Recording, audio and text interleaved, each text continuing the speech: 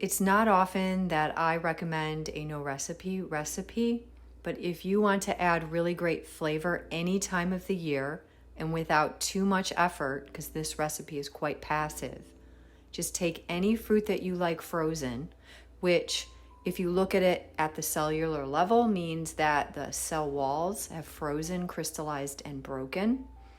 So you're able to access the insides and all of the flavor. You just let it thaw over a bowl, take something firm. I found that a potato masher works much better than a spatula.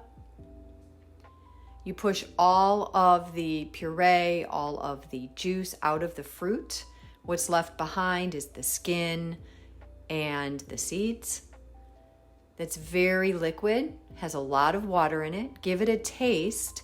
Cook it down at a medium to low heat, watching that you don't scorch it, because it still has a lot of natural sugar in it, and then adjust it with a little bit of lemon and sugar to taste.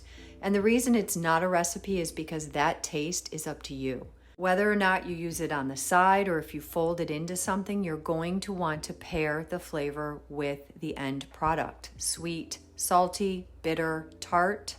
It's very smooth and it's colorful. So it's going to tinge things a beautiful color. It will look beautiful on the plate. And it's really the easiest way to add a fresh pop of flavor with very little effort.